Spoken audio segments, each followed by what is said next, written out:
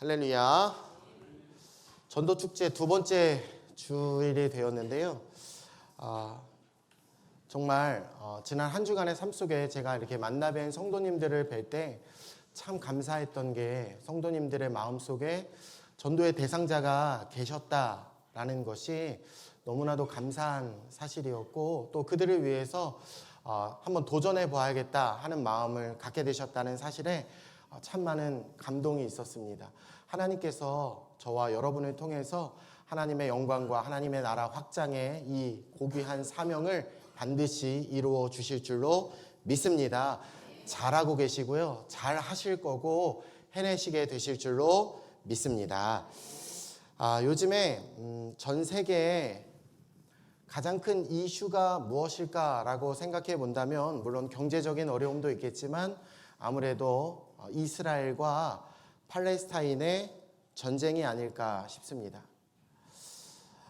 이스라엘과 팔레스타인 가자 지구인 그 하마스 무장 단체와의 전쟁으로 인해서 전 세계 이목이 매일매일 탑 뉴스로 주목하고 있는데요. 우리가 이스라엘이라는 나라의 그 유대인들 그리고 유대교에 대해서 10월 첫 번째 주일 금요일 날 우리 교회에 오셨던 이스라엘 선교사님, 우리 김진남 선교사님 통해서 그들은 유대인들은 어떤 사람들이었는지, 유대교는 어떤 사람들이었는지 우리가 충분히 설명을 드릴 수가 있었던 시간이었지만, 이슬람 그리고 무슬림들에 대해서는 우리가 듣지를 못했기 때문에 오늘 이스라엘과 전쟁하고 있는 그 이슬람 그리고 무슬림들은 어떤 사람들인지 잠시 나누는 시간을 가져보도록 하겠습니다. 전 세계 인구의 28%가 무슬림입니다.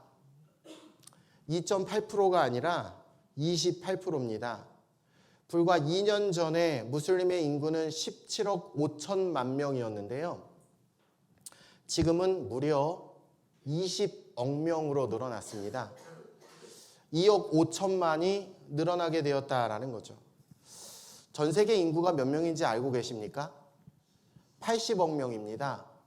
약 80억 명의 전 세계 인구를 감안할 때 우리나라에서는 잘 느껴지지 않지만 우리나라를 나가시면 4사람 중에 1사람은 무슬림입니다. 자, 그러면 여기서 제가 말씀드리는 무슬림은 도대체 무슨 말인가?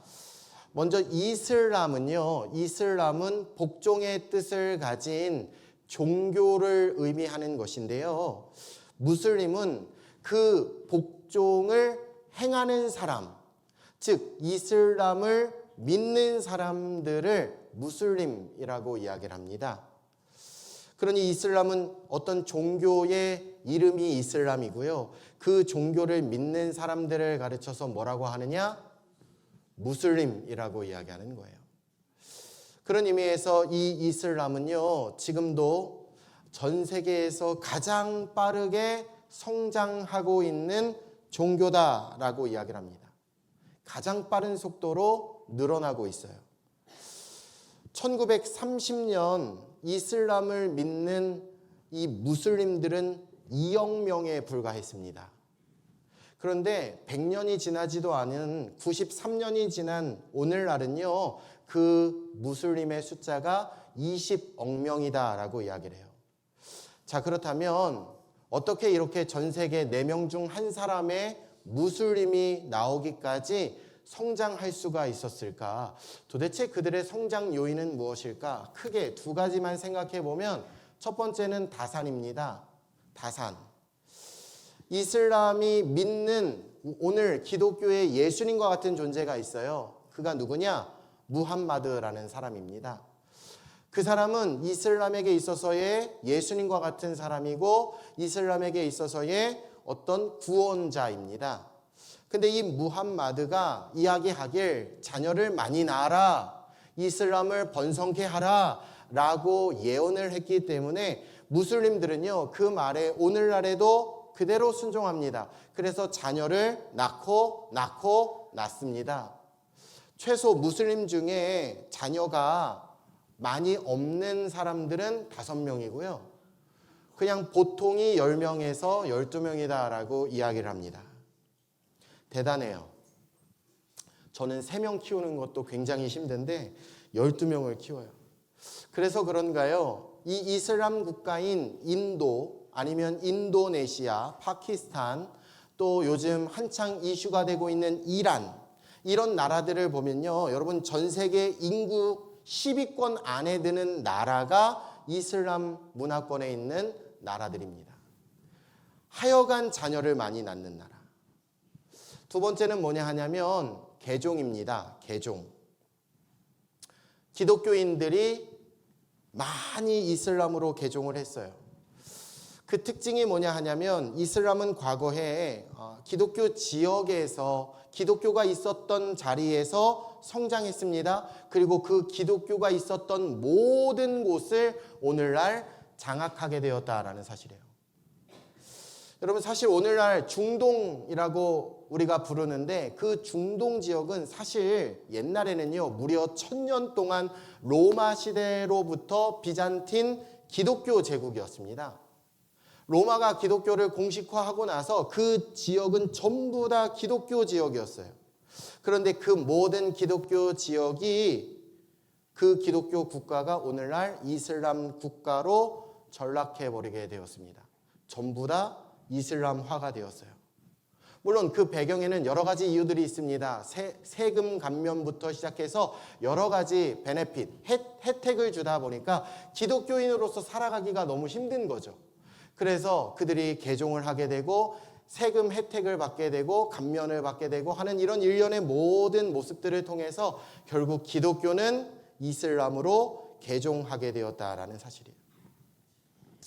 물론 모든 이슬람이 테러를 일으키고 전쟁을 발발하는 것은 아니지만 소수의 이슬람 극악단체들이 있는데요. 그들이 주장하는 건 원리주의입니다. 원리주의. 그래서 이들은 원리주의를 주장하면서 자신들의 권리다라고 이야기를 하는데 여기서 말씀드리는 원리주의는요. 이슬람의 타락을 막기 위한 원리주의예요. 이슬람이 세속화되지 않는 것, 서양에 물들지 않는 것, 그래서 우리는 순수하게 이슬람을 지켜야 된다. 이슬람으로 돌아가야 된다. 찬란한 이슬람을 우리는 구축해야 된다 하는 좋은 뜻으로 만들어진 운동이었습니다. 그런데 그것이 결국 오늘날에는 테러를 발발하게 하고 전쟁도 불사하게 되는 이런 일련의 모습들로 나타나게 되었다라는 사실이에요.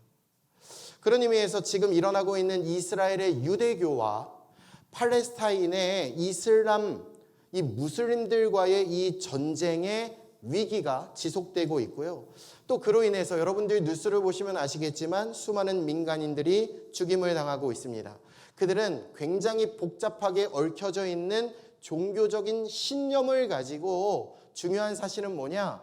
진짜가 아닌 가짜를 위해서도 목숨을 건 충성을 하고 있다라는 사실이에요. 목사님, 유대교가 믿는 하나님, 이슬람이 믿는 하나님이 오늘 우리의 하나님이 아닙니까? 라고 말씀하시는 분들도 계시겠지만 그들은 예수가 없습니다. 그들에겐 예수가 없어요. 이 말인즉슨 그들은 가짜를 믿고 있다라는 거죠.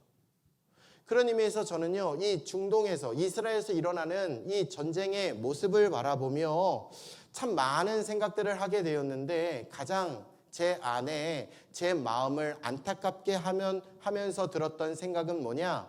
과연 오늘날 우리 예수 믿는 사람들, 우리 기독교인들은 진짜를 믿고 있는데 우리는 가짜가 아니라 진짜를 믿고 있는데 그렇다면 오늘 그 진짜를 믿고 있는 저와 여러분들은 그 진짜 복음을 위해서 목숨을 건 충성을 다짐하고 있는지 이것을 한번 진지하게 생각해 보았습니다. 여러분, 진짜 진리가 무엇입니까? 기억해 주십시오. 진짜는 예수 그리스도이신 줄로 믿습니다. 예수 그리스도만이 우리의 유일한 구원자가 되시는 분인 줄로 믿습니다. 예수님을 믿어야 천국에 가는 것인 줄로 믿습니다. 예수님을 믿어야 구원이 우리에게 임하게 된다라는 사실이에요. 여러분, 이것은 절대 진리인 줄로 믿습니다. 이것을 타협하시면 안 돼요. 천주교에서도 구원이 있다? 아니요, 없습니다. 왜 없냐고요? 그들은 예수님이 유일한 구원자이심을 믿지 않기 때문이에요. 여러분, 교회인 우리들은요, 예수님으로 말미암아 구원을 받는 그리스도인인 줄로 믿습니다. 그런 의미에서 예수님은 우리의 모든 죄를 사해 주셨어요. 우리를 사망 권세에서 해방시켜 주신 분인 줄로 믿습니다. 그러니 여러분, 이 세상에서 가장 고귀한 죄인이 있다면 그들은 바로 저와 여러분, 예수님이 구원한 우리들인 줄로 믿습니다. 왜요? 의인은 없나니 하나도 없기 때문이에요. 의인은 없습니다. 착한 행실을 많이 한다고 구원을 받는 것이 아닙니다. 여러분, 그 사람도 결국은 죄인이다라는 거죠. 죄인인 우리는요, 피 흘림이 있어야만 죄 사함을 얻을 수가 있기 때문에 하나님은 우리의 피 대신에 예수님의 피를 대신하여 흘리게 하신 줄로 믿습니다. 그러니 그 예수님의 사랑, 그 하나님의 은혜가 얼마나 놀랍고 감사하며 위대한 것인가라는 사실이죠. 할렐루야. 믿으시길 바랍니다. 그러므로 여러분, 이것은 오늘 우리들에게 굉장히 중요한 교훈을 주고 있다라는 사실이에요. 그것은 이 땅의 교회와 이 땅의 모든 성도들은 아직도 예수님을 알지 못하는 이가 내 주변에 있다면 그 대상이 무슬림일지라도, 그 대상이 유대교 사람들일지라도 우리는 그 누구든 상관없이 끝끝내 진짜 복음인 예수님을 증거해야 하는 것이고, 그 예수님을 전하는 전도의 일을 우리 인생의 최우선 과제로 삼아야 한다라는 사실이죠. 할렐루야. 그러니 교회는요, 더 적극적으로 이 전도의 사명을 펼쳐야 할 줄로 믿습니다. 서로 전 세계 복음화가 99% 이루어졌다라고 할지라도 여러분, 나머지 1%를 위해서 우리 교회는 더 세워져야 하고, 우리 성도는 그 사명을 위해 끝까지 충성하며 전도해야 할 줄로 믿습니다. 믿으시면 아멘 하시길 바랍니다. 생각해 보세요. 지금 이스라엘 유대인들과 유대교 사람들과 팔레스타인 무슬림, 이슬람의 무슬림 사람들은요, 자기들이 가지고 있는 종교적 개념, 그 신념 때문에 그들은 생명 다해서 목숨 걸고 그걸 지키기 위해 애쓰고 있는데, 아니 가짜를 지키기 위해서도 그렇게 애쓰고 있는데, 여러분, 진짜인 전도하는 일을 위해서 여러분, 우리는 과연 어떤 노력과 어떤 헌신을 해야겠느냐라는 질문을 던지셔야 된다라는 사실이죠.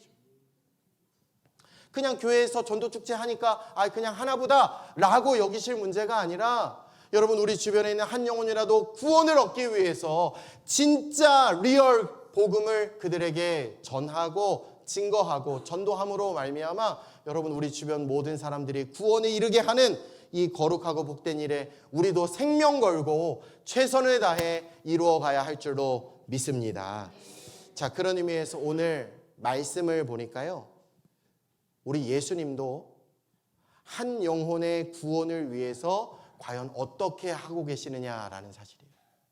우리 예수님도 한 영혼의 구원을 위해서 어떻게 하셨느냐, 3절과 4절 말씀 같이 한번 읽어볼까요? 함께 읽죠. 시작. 유대를 떠나사 다시 갈릴리로 가실새 사마리아를 통과하여야 하겠는지라. 아멘. 예수님이 지금 어디를 통과하고 계신다라고 성경이 이야기하죠? 사마리아. 즉 사마리아를 통과하고 계셨다라는 거예요. 하지만 여러분, 그 당시 유대인들이요, 이 사마리아 지역에 있는 사람들을 얼마나 경멸했는지 모릅니다. 그들을요, 사람으로 취급하지도 않았다라는 사실이에요. 그 이유는 뭐냐면, 사마리아 사람들은요, 예전에 이 이스라엘이 북과 남으로 갈라지게 되었어요. 그래서 밑에는 북이스라엘, 위에는 북이스라엘, 밑에는 남유다라고 이야기를 했죠. 자, 그런데 이 북이스라엘 당시에 아수르라는 이방인들이 북이스라엘을 멸망시키게 되면서 그 땅을 차지하게 되었을 때, 그 당시 이 사마리아 지역에 사는 유대인들과 아수르 이방인 사람들이 결혼을 하게 됩니다. 그럼 자연스럽게 아이가 태어나겠죠. 그럼 그 아이는 어떤 아이가 태어났느냐? 혼혈 아이가 태어나게 되었다라는 이유였어요. 유대인들의 정통성에서 어긋났다라는 사실이죠.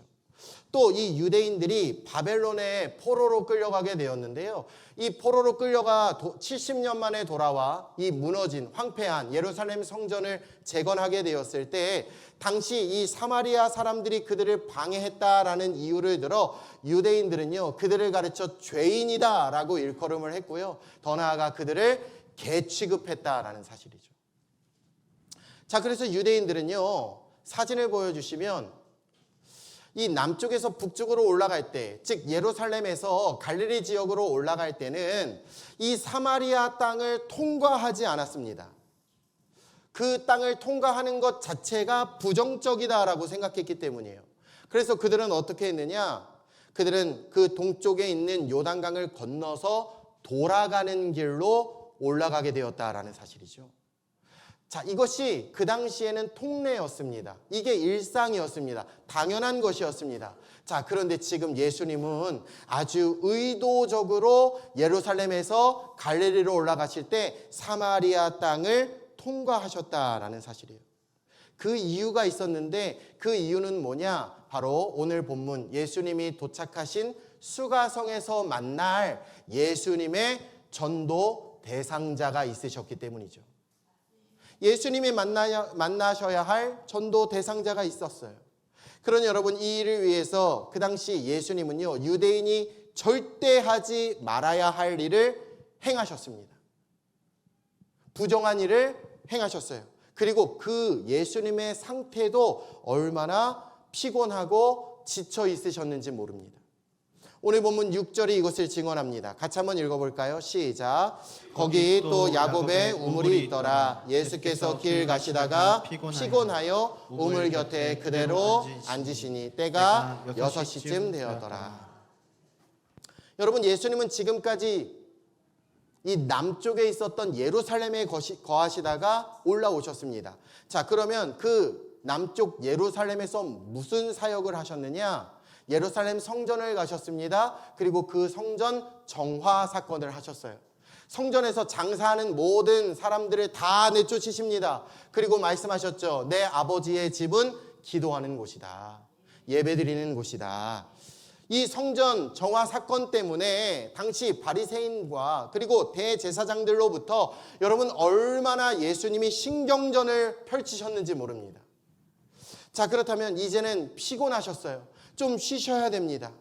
그런데 그런 예수님이 굳이 이 사마리아 지역을 지나가심으로 당시 유대인이 절대로 하지 말아야 할 다른 사람들에게 손가락질 당하고 눈초리 받는 일까지 행하셨다라는 사실이죠. 그때 예수님은요, 이 사마리아 땅에서 한 여인을 만나십니다. 그리고 그녀에게 물을 좀 달라라고 말씀하세요. 그 당시 유대인으로 하지 말아야 할 모습이 있었다면 사마리아인과 대화를 하는 것이었는데요. 그 대화하는 것까지도 예수님은 하고 계셨다라는 사실이죠. 그리고 예수님은 그 순간 얼마나 진짜 목이 마르셨는지 모릅니다. 뿐만 아니라 8절 제자들을 시켜서 먹을 것을 구해오는 모습을 보게 된다면 예수님은 지금 얼마나 허기지신 상태고 피곤하신 상태고 목이 마른 상태였는지를 가늠해 볼 수가 있다라는 사실이에요. 하지만 그런 힘든 상황 속에서도 왜 예수님은 이처럼 무리한 일정을 강행하고 계시느냐? 그것은 바로 낮 12시, 우리나라 시간으로 낮 12시에 물을 길러 나오는 한 불쌍한 여인을 만나시기 위함이었다라는 사실이죠. 여러분, 보통 그 당시 일반적으로 여인들은요, 물을 기르러 아주 선선한 해가 뉘엿뉘엿 지는 오후 시간, 저녁 시간이 되어서 그들은 물을 길러 나왔지만 지금 이 여인은요, 결혼을 무려 5번이나 실패한 여인입니다. 또 실패할지 모르는 참 불쌍한 여인이었기 때문에 그녀는 사람들의 낯을 피해서 유대인 시각으로는 오늘 본문에 보면 6시, 우리 시간으로 계산을 하면 낮 12시, 그 무더운 태양이 내리쬐는 떼약볕에 그녀는 사람들의 낯을 피해 물을 길러 나왔다라는 사실이에요. 그리고 우리 예수님은 이것을 미리 아시고 그녀를 만나기 위해서 그 시간에 맞추어 피곤하셨지만, 허기지셨지만, 목마르셨지만 우리 예수님은 발길을 재촉하셨다라는 사실이죠. 그리고 가지 말아야 할 곳도 가셨다라는 사실이에요. 그런 의미에서 여러분, 우리가 오늘 이 내용에서 발견할 수 있는 것은 전도도 그렇습니다.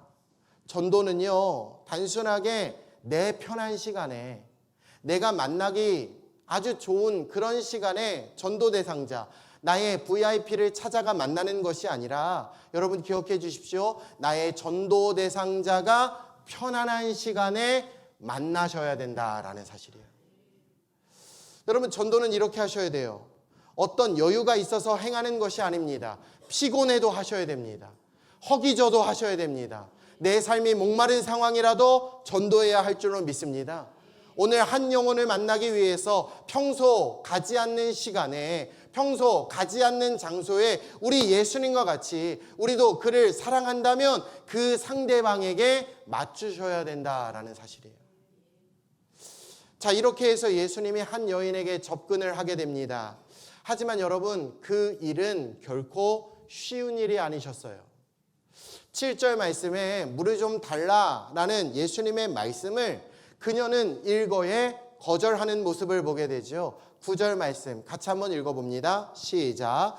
사마리아 여자가 이르되 당신은 유대인으로서 어찌하여 사마리아 여자인 나에게 물을 달라 하나이까. 이는 유대인이 사마리아인과 상종하지 아니함이로라. 당시 여자와 남자의 어떤 성별 때문도 있었습니다. 그런데 더 큰 문제는 유대인과 사마리아인, 이 신분의 차이 때문에 당시 대화조차 하지 않았다라는 거죠. 예수님의 입장에서는 지금 이 사마리아 여인을 만나 전도함으로 그녀를 구원의 문으로 인도하시길 원하고 계셨지만 그 예수님의 마음을 그녀는 알아들이지 않습니다. 몰랐습니다. 그래서 일거에 거절하게 되었다라는 사실이에요. 근데 여러분, 정말 전도도 그렇지 않습니까? 과연 전도하는 것이 쉬울까요? 여러분, 누군가 여러분의 초청에 선뜻 응해 주시겠습니까? 아니, 생각해보면 내가 나쁜 데 가자는 것도 아니고, 아니, 내가 당신을 나의 인생의 VIP로 모시겠다. 그러니 나와 함께 금천중앙 침례교회에 가서 하나님의 말씀 좀 듣자고, 나와 함께 구원받은 기쁨과 감격을 누리자고, 여러분 이렇게 제시했음에도 불구하고, 나쁜 게 아님에도 불구하고 단번에 거절을 당하게 되신다면 얼마나 자존심이 상할까요? 얼마나 기분이 좋지 않은지 모릅니다. 그런데 여러분 잘 알고 계시죠? 실은 우리가 자식을 낳는 것도 큰 아픔이 따르고 그것이 정말 쉽지 않은 법인데, 하물며 우리가 하나님의 자녀를 낳는다는 것, 여러분 그것이 과연 쉽겠느냐라는 사실이죠. 심지어 이 여인은요, 예수님에게 따지기도 합니다. 당신은 나에게 뭘 해줄 수 있냐고, 당신은 내가 지금 어떤 상황에 있는지 아냐고, 나 지금 너무 힘들고 지쳐 있다고, 당신은 도대체 야곱보다 더 큰 사람이냐고, 더 큰 능력이 있냐고. 그녀는 오히려 예수님을 향해 따져 묻기도 합니다. 에이, 교회 가면 뭐가 좋냐고, 에이, 교회 다니는 사람들이 더 안 좋다고. 여러분, 우리는 선한 마음으로 전도를 하기 위해 누군가에게 찾아갔는데 그들은 도대체가 우리에게 따져 묻고 좋지 않은 이야기를 되레 더 할 수도 있다라는 사실이에요. 하지만 그 일련의 과정 속에 오늘 예수님을 보십시오. 예수님은 물러서지 않으십니다.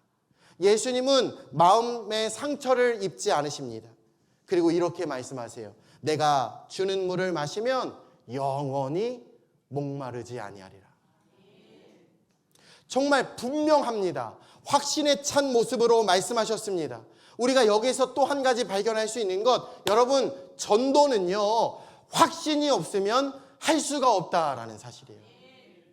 내가 먼저 복음에 대한 분명한 확신이 있어야 한 줄로 믿습니다. 내가 예수를 믿었더니 내가 구원을 받게 되었다. 할렐루야. 내가 예수님을 믿게 되었더니 내 삶에 어떤 문제가 일련의 상황이 생길지라도 그러나 예수님으로 말미암아 나는 기쁜 삶을 살아갈 수 있게 되었다. 내 삶이 어떻게 변하게 되었는지, 예수님을 믿고 내 안에 확실한 확신과 간증이 있어야 할 줄로 믿습니다. 예수 믿으라고. 예수 믿으니 하나님이 내 삶을 이렇게 축복해 주셨다. 하나님이 나를 이렇게 구원해 주셨다고, 내 삶이 이렇게 행복하다고. 여러분, 그래야 전도 대상자 앞에서 지지 않으실 수가 있다라는 사실이에요. 날 좀 보라고. 여러분, 그들 앞에 이렇게 자랑하실 수가 있어야 됩니다. 날 보라고. 날 보라고. 자, 그러면 그들은요, 내가 전하는 예수님은 몰라요. 그들은 내가 전하는 복음을 모릅니다. 하지만 그들이 알게 되는 게 있어요. 그게 뭐냐? 복음을 전하는 저와 여러분의 모습을 보면서 그들의 마음의 문을 열기 시작한다는 거죠. 여러분들의 확신과 여러분들의 그 당당한 모습 앞에 그들은요, 마음의 문을 열 수밖에 없다라는 사실입니다. 예수님의 이 말씀 앞에 오늘 사마리아 여인의 마음의 문이 조금 열리는 모습을 보게 돼요. 오늘 읽진 않았지만 15절 같이 한번 읽어볼까요? 함께 있습니다. 시작. 여자가 이르되 주여 그런 물을 내게 주사 목마르지도 않고 또 여기 물 기르러 오지도 않게 하옵소서. 할렐루야. 할렐루야. 여러분 기억하셔야 돼요. 확신이 있는 쪽은 우리 쪽입니다. 확신이 있는 쪽은 납니다. 확신이 없는 쪽은 상대방이기 때문에 여러분 확신 있게 그들에게 다가가면 그들의 마음 문은 열릴 수밖에 없다라는 사실이에요. 믿으십니까? 그런 의미에서 전도는 자신감인 줄로 믿습니다. 확신이 주는 자신감이다라는 사실이에요. 저를 한번 따라할까요? 전도는 자신감이다. 자신감이다. 전도 대상자한테 가서 뭐 한번 믿어볼래? 뭐 믿으니까 괜찮더라고. 좋아. 좋은 게 좋은 거잖아. 한번 가자. 우리 목사님이 꼭 한번 데려와 보래. 한번 가보자. 예수 믿어보니까 뭐 괜찮아. 나쁘지 않아. 괜찮아. 여러분 누가 올까요? 누가 올까요? 옛날에 지금은 이런 문구가 없어진 게 안타까운데 예수 천국, 불신 지옥. 여러분 이건 그 무엇과도 비할 수 없는 확신에 찬 복음의 증거인 줄로 믿습니다. 예수 믿어야 된다고. 그래야 천국 간다고. 지옥 갈 거냐고. 여러분 당당하게 말씀하시길 바랍니다. 예수 믿어야 된다고 하면서 빌지 마시고 예수 믿어야 된다고 자신감의 확신을 가지고 여러분 당당히 나아가시길 바랍니다. 더 나아가 우리 예수님은요, 그 전도 대상자 사마리아 여인의 고민, 그녀의 아픔을 만져주시기 시작했어요. 여러분 그녀가 가지고 있는 문제는 가정사였습니다. 가정의 문제였어요. 그런데 예수님은요, 그녀가 지금 힘들어하고 있는 그 복잡한 가정사에 대해 이해해 주십니다. 그녀를 위로해 주십니다. 그 사람의 상대방의 번민함을 예수님은 공감해 주셨다라는 거죠. 여러분 그 당시 이혼은 대부분 남자들로부터 여자가 일방적으로 당하는 풍토였습니다. 오늘날은 시대가 좋아진 거예요. 우리 여자 성도님들 할렐루야 하나님 앞에 감사하시길 바랍니다. 옛날에는요 그냥 남자가 마음에 들지 않아서 이혼하면 끝이었어요. 진짜 좋은 시대에 살아가신다니까요. 요즘은 남자들이 다 설거지하는 시대잖아요. 저만 하나요? 네. 근데 예수님은요, 그 당시에 버림당했던 그 사마리아 여인이 가지고 있는 아픔과 상처를 여러분 이해해 주세요. 보듬어 주세요. 들어주세요. 여러분 전도도 그렇게 해야 할 줄로 믿습니다. 전도 대상자들을요 그냥 무조건 데려온다라고 생각하시면 안 돼요. 가자. 무조건 가야 돼. 안 가면 안 된다니까. 한 번만 가보자 해서 여러분 무조건 데려온다는 생각이 아니라 여러분 전도 대상자들의 마음을, 그들의 형편을 여러분이 알아주셔야 된다는 거죠. 이해해 주셔야 된다니까요. 위로해 주셔야 된다니까요. 공감해 주셔야 된다라는 거죠. 왜냐? 그래야 상대방의 마음의 문이 열리기 때문인 줄로 믿습니다. 그 마음으로 교회에 나와 예배드리게 되면 여러분 제가 단언컨대 하나님의 말씀인 복음이 그들을 만지기 시작하게 되실 줄로 믿습니다. 오늘 본문도 보니까 예수님이 어떻게 하시느냐, 그녀를요 예배의 자리로 초청하고 계셨어요. 예배의 자리. 그녀와 상처를 공감해 주시고 위로해 주시고 결국은 예배의 자리로 초청해 주세요. 23절 24절 같이 한번 읽어볼까요? 시작. 아버지께 참되게 예배하는 자들은 영과 진리로 예배할 때가 오나니 곧 이때라. 아버지께서는 자기에게 이렇게 예배하는 자들을 찾으시느니라. 하나님은 영이시니 예배하는 자가 영과 진리로 예배할지니라. 하나님은요, 예배를 통해서 당신을 찾아오신다라고 말씀해 주셨습니다. 영이신 하나님 앞에 영과 진리로 내가 전도한 그 VIP가 예배를 드리면 여러분 이 이야기를 꼭 해주셔야 돼요. 당신의 문제가 풀어지게 될지어다. 할렐루야. 여러분 확신을 가지고 말씀해 주셔야 돼요. 가서 예배하면 하나님이 당신의 삶에 행복을 줄지어다. 예수님의 말씀과 같이 우리도 말씀해야 된다는 거죠. 결국 어떻게 되느냐? 여러분 이 사마리아의 여인은요, 완전한 변화를 얻게 됩니다. 지금까지 그녀가 머리에 이고 다녔던 물뚱이를 바닥에 던져놓고 그녀는 동네에 뛰어들어가서 내가 예수님을 알게 됐다고, 예수님은 우리의 구원자시라고, 여러분 그녀 또한 전도하는 전도자의 사명을 감당하게 된 줄로 믿습니다. 그런 의미에서 전도는 이렇게 하셔야 돼요. 결국 나의 전도 대상자도 예배를 통해서 예수님 만나면 내가 말하는 그 어떤 위로보다, 내가 주는 그 어떤 선물보다 여러분 더 큰 위로와 더 큰 예수님이라는 선물을 받게 될 줄로 믿습니다. 이것을 확신하셔야 된다는 거예요. 이거를 확신하셔야 돼요. 될까 말까 이게 아니라 확신하셔야 돼요.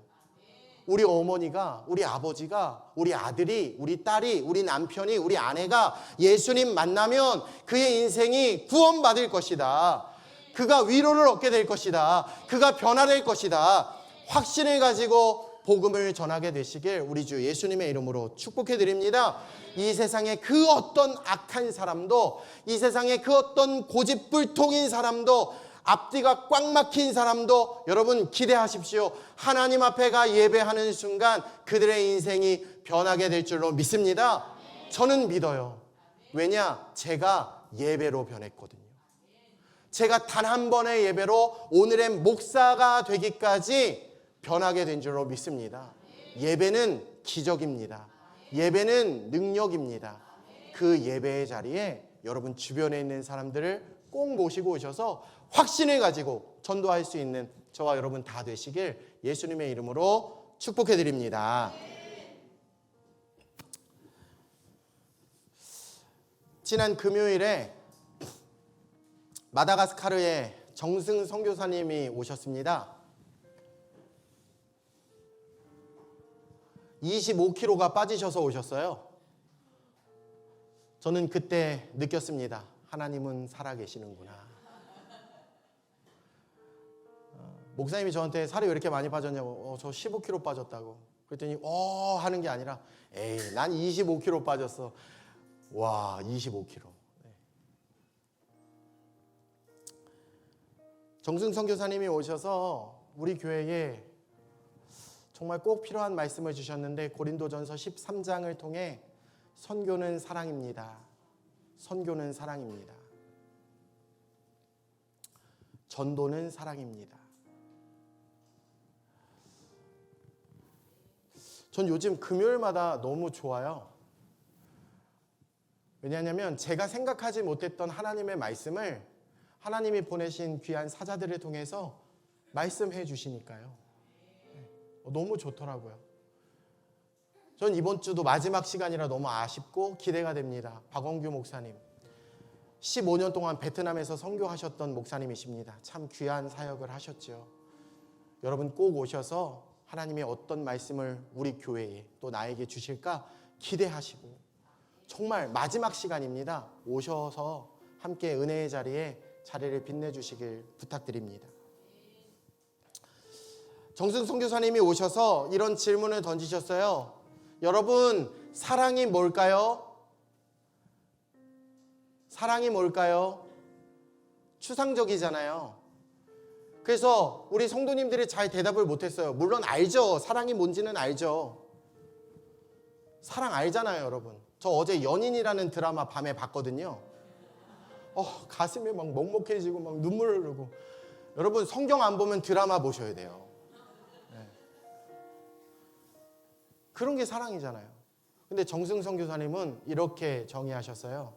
성경이 말하는 사랑, 하나님을 알아가는 것입니다. 하나님을 알아가면 사랑할 수 있다고.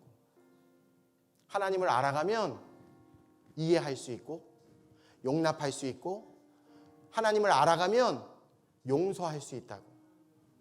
하나님을 알아가는 것이 사랑이라고. 요한일서 4장 8절 말씀에도 같이 한번 읽어볼까요? 시작. 사랑하지 아니하는 자는 하나님을 알지 못하나니 이는 하나님은 사랑이심이라. 사랑이심이라. 우리가 사랑하는 것, 그게 하나님을 알아가는 거예요. 그리고 선교사님이 이렇게 결론을 내리셨어요. 하나님을 알아가면 행복할 수 있다고. 행복한 사람들은요, 예수 믿으세요 말하지 않아도 주변에 있는 사람들이 그 사람 보고 예수 믿게 된다고. 행복해져야 된다고. 그러기 위해서는 하나님을 알아야 되고, 그러기 위해서는 사랑해야 된다. 그 시작은 항상 사랑입니다. 사랑. 참 부끄러운 이야기지만 요즘에 우리 교회에 잘 모르시는 분들도 대다수겠지만 크고 작은 어떤 분란들이 좀 있어요. 교회 안에 조금의 분란들이 좀 있어요. 근데 그로 인해서 상처를 주는 사람도 있고 상처를 받는 사람들도 있더라고요. 근데 저는 이런 일련의 모습들을 이렇게 지켜보면서 이런 생각이 들더라고요.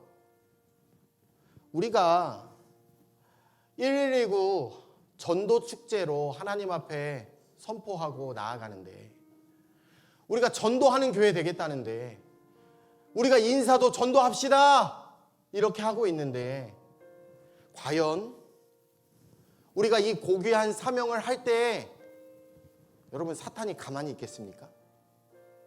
가만히 안 있죠. 가만히 있으면 그건 아무것도 우리가 안 하고 있다는 증거예요. 자꾸 흔들려고 하는 거죠. 자꾸 흩어지게 하려고 하는 거죠. 마음을 나누게 하려고 하는 거죠. 근데 그 일련의 과정 속에 마다가스카르의 정승성 교사님 오셔서 이렇게 말씀 주시는 거예요. 우리 교회에 주신 말씀이에요. 사랑하라고. 하나님 알아가시라고.